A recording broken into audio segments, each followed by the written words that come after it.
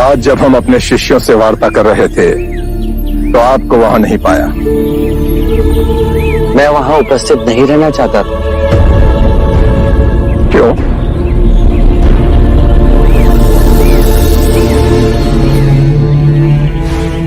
आप अपने शिष्यों को संबोधित कर रहे थे।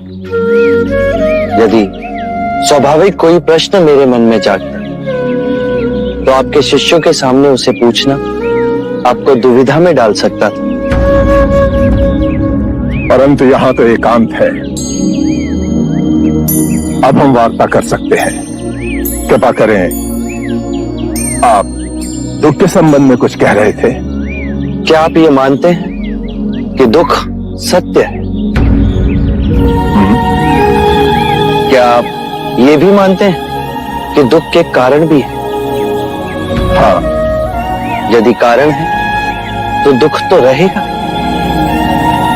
और यदि कारण ही समाप्त हो जाए तो दुख भी लुप्त हो जाएगा। जैसे सूर्य के प्रकाश से अंधेरा। आप सुनी सुनाई बातें नहीं कहते, अपने गहन अनुभव के आधार पर कहते हैं। आप धर्म और सिद्धांत की नहीं, देखी हुई बातें कहते हैं।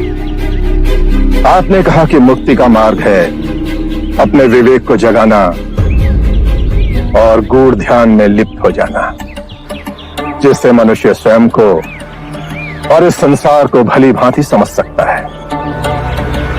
परंतु एक प्रश्न है, ये जो सारी विधियां हैं, रीतियां हैं, पूजा पाठ हैं, क्या ये सब व्यर्थ है?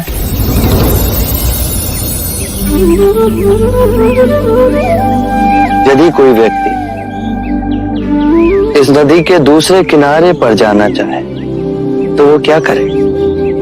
यदि जल गहरा नहीं है तो वो चलकर जा सकता है, और यदि जल गहरा है तो वो नाव की सहायता से जा सकता है या स्वयं तैरकर जा सकता है। यदि वो चलना ना चाहे और ना ही तैरने को तैयार हो और ना ही नाव ले जाने को तैयार हो, और वो कहे कि मैं प्रार्थना करता हूं इस नदी का दूसरा किनारा स्वयं चलकर मेरे पास आ जाए, तब तो ऐसे व्यक्ति को मूर्ख कहेंगे, महामूर्ख। इसी प्रकार यदि व्यक्ति अज्ञान और भ्रांति को अपने विवेक से मिटाएगा नहीं तो परम आनंद और मुक्ति के दूसरे छोर पे कैसे पहुंच पाएगा? चाहे वो पूजा करे या अनुष्ठान या व्रत करे या किसी नीति पर चले, वो इस किनारे ही रहेगा। हमने सारे शास्त्रों को पढ़ा, उन पर व्याख्या की, परंतु जीवन के इतने जटिल सत्य को इतनी सरलता से किसी ने नहीं समझाया, किसी ने नहीं समझाया। आप इस भटकती मानवता को परम ज्ञान का मार्ग दिखाएंगे। आप करुणा के सागर हो। हे बुद्ध, आप हमें अपना अनुयायी स्वीकार करें।